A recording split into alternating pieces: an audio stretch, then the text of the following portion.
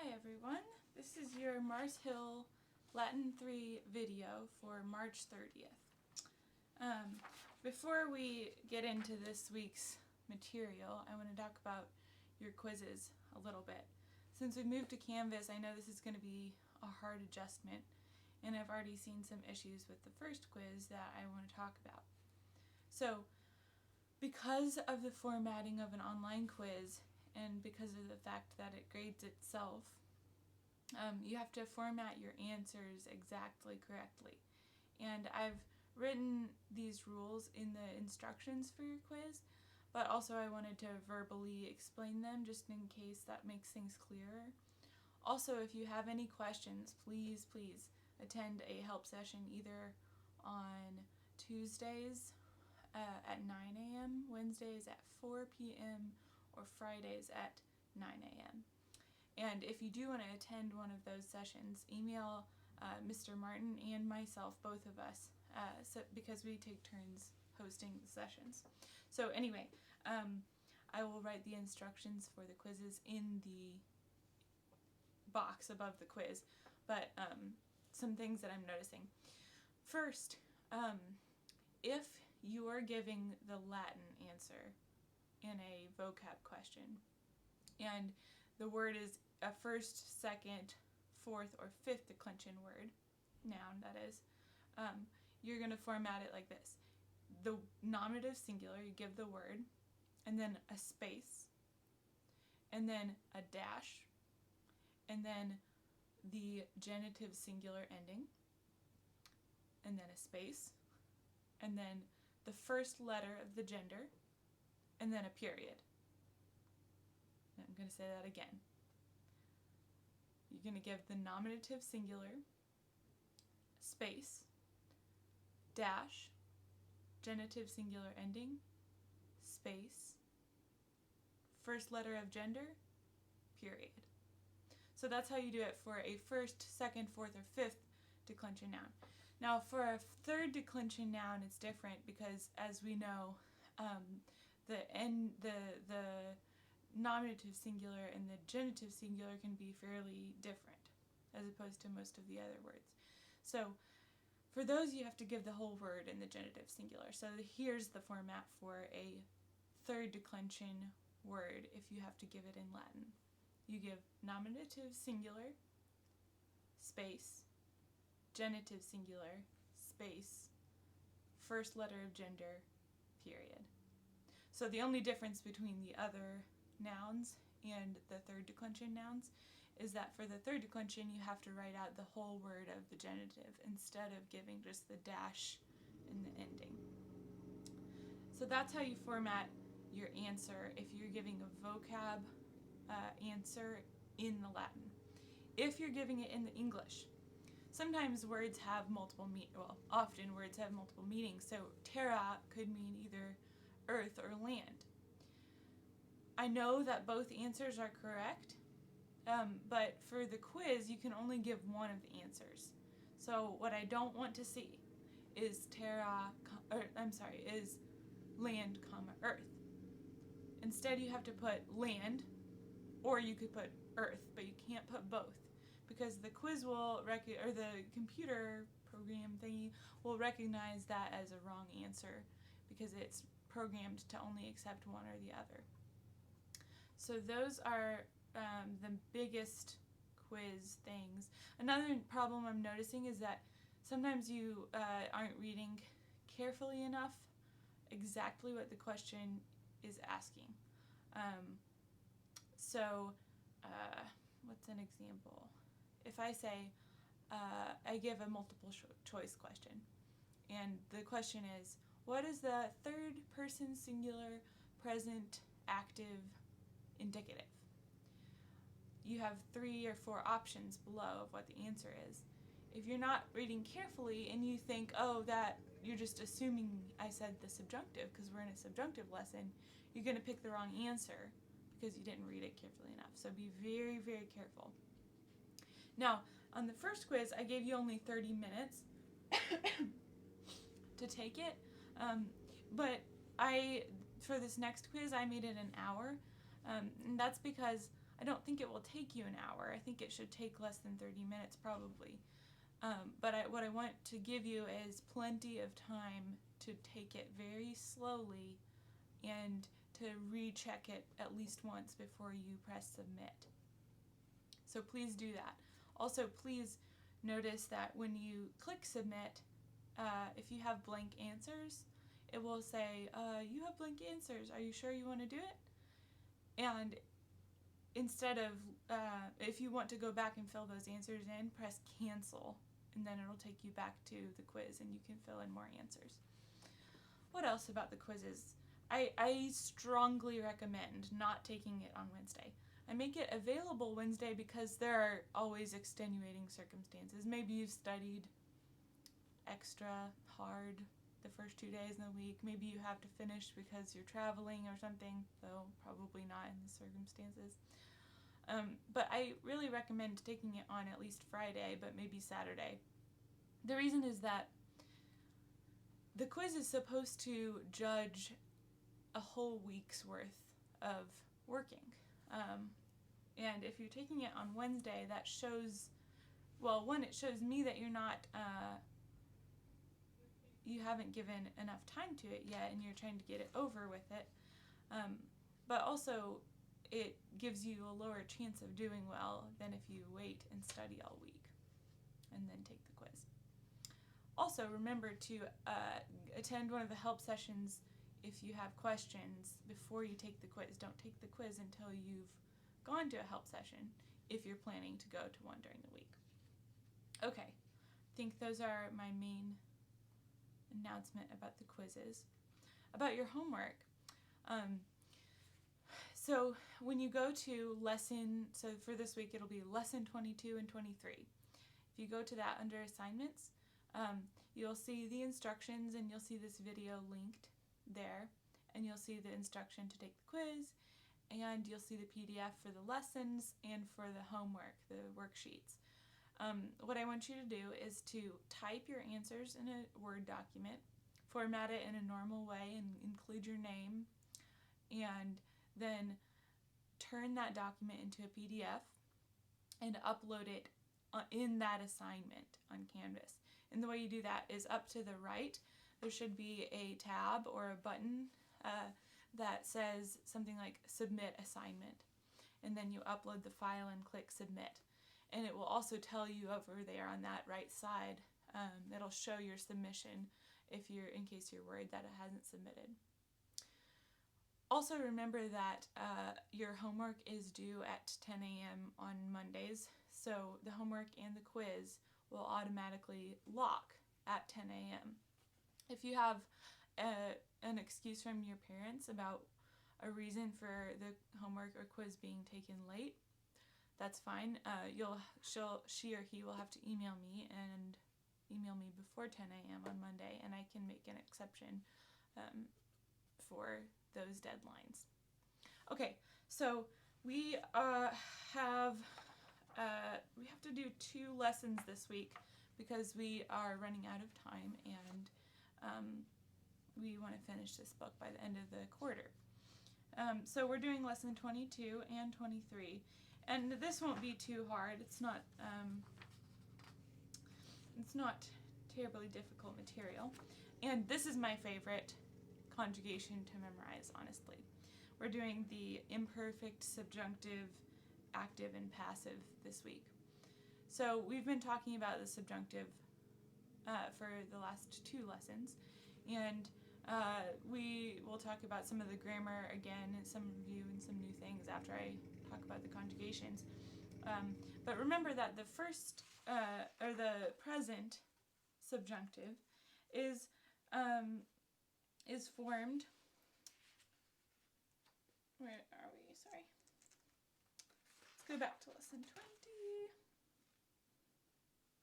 Okay, so the present subjunctive is formed by changing the vowel in the conjugation from one thing to another thing, from its customary vowel to another one. So for the first conjugation, we change the A to an E, and then in the second we change E to EA, In the third, we change E to IA.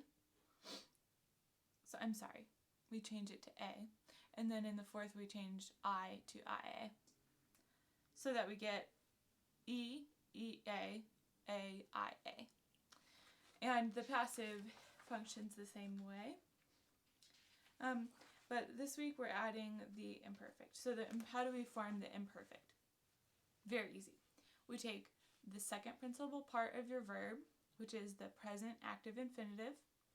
We don't cut anything off of it, and we just add the personal endings. So for the active, that means we add mst, mustis, nt. And for the passive, that means we add ris, tur, mer, mini, ntor. Okay? So that gives us in amo, for example, we get amarem, amares, amaret, amaremus, amaretis, amarent. And in the passive, amarer, amareris, amaretur, amaremur, amaremini, amarentur. And that goes for all the other conjugations too. It's pretty easy. Just infinitive, present active infinitive, plus your personal endings. That's how you make the subjunctive imperfect. Okay, slightly different is the present and imperfect subjunctive of sum. So the present subjunctive of sum is sim, sis, sit, simus, sitis, sint. So the major difference here is that we're changing you from sum to I, sim, okay? And then we have slightly different forms in the rest too. This you just kind of have to memorize. So just memorize that it's an I. Sim, sis, sit, simus, sitis, sint. The imperfect is that actually follows exactly the same rule as the four conjugations. So we said that you form the imperfect subjunctive by taking the present active infinitive and adding your personal endings. So that gives us for sum, esem, esses, esset, essemus, essetis, essent. Easy enough. Okay, so you'll have about 20 vocab this week, so that's a little bit more than usual. Make sure you keep up with it. And the words from lesson 22 are from the second declension neuter, while the words from lesson 23 are from the third declension mostly. Okay, let's turn to grammar a little bit. So, what do you know about subjunctives? And so you know that subjunctive words indicate potential actions of some kind or imaginary actions, whereas indicative indicate real experiences or actions. Okay, what else do you know? We know already two uses of the subjunctive. We know the hortatory, which is for strong wishes or almost commands. And we know the deliberative question use of them, where we're asking a question like, should I go to the store? That would be a use of the subjunctive in Latin. That would be deliberative. Okay? We know also that there are 4 tenses of the subjunctive in Latin. So we have present, imperfect, perfect, and pluperfect. But we don't have future or future perfect. And this is because subjunctives are naturally very like the future. They're things that haven't occurred yet. And so they're similar enough in nature to the future that it would be strange to have a future subjunctive because it would almost seem redundant. So, let's see. The imperfect subjunctive active is built on the form of the infinitive. Oh, we already talked about that. That's how you form it. We have another example here of the deliberative question. So a present subjunctive deliberative question would be quid faciam? What should I do? And an imperfect would be something like quid facerem. What should I have done? What should I have done? Okay, that's in the past. And you'll notice that we used the imperfect to indicate a deliberative question in the past. So remember that when we want to have a deliberative question about the present, we use present subjunctive. If it's about the past, we're going to use the imperfect. Okay? That's here. Okay. Another use of the subjunctive that we're going to talk about this week is the purpose clause with the word ut, ut, ut. Okay? In English, we often express purpose with the infinitive, but in Latin, the infinitive is not normally used for this purpose. So what they're saying there is, if I want to use, say, a purpose clause in English, I might say, let's see, I wish for you to wash the dishes. And to wash the dishes is an infinitive in English, right? To wash. But in Latin, we do those in a different way. We use ut in the subjunctive. Another example here that they give in English is, I am working hard to make an A in Latin, in order to make an A in Latin. Okay? One way to express purpose in Latin is the ut clause. The main clause is usually in the indicative, except in cases like the hortatory subjunctive, and the subordinate clause is always in the subjunctive. The two clauses are connected by the ut, which means in order that. Okay, so let's do an example. If I want to say, the soldiers fight in order to save liberty, we would have milites pugnant. That's our main clause. That's the soldiers fight. And pugnant is the present active indicative, third person singular, plural. And then we have ut, and that transitions us into our subordinate clause. What do I fight in order to? They fight in order to protect liberty. So what we do there is ut libertatem servant, and servant is the present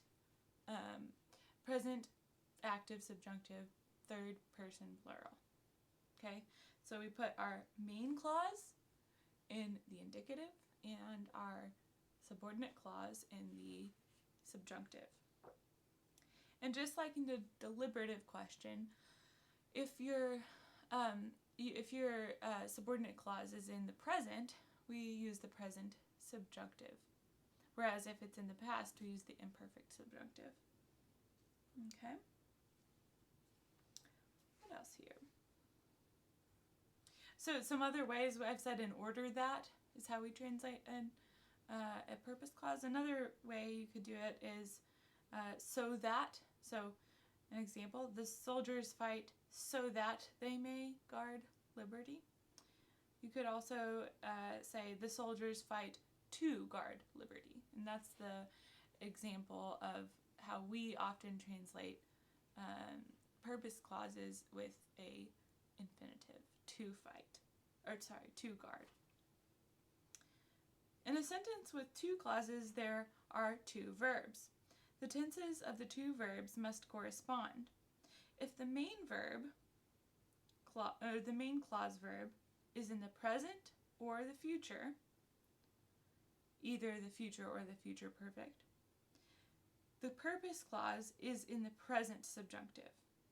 If the main clause verb is in the past, imperfect, pluperfect, or regular perfect, the purpose clause will be in the imperfect subjunctive. So in your lesson, you'll see examples. Milites pugnant ut libertatem servent. That's an example. We have present in the main clause and present in the subjunctive clause in the subordinate one. Here's another example. Milites pugnabunt ut libertatem servant.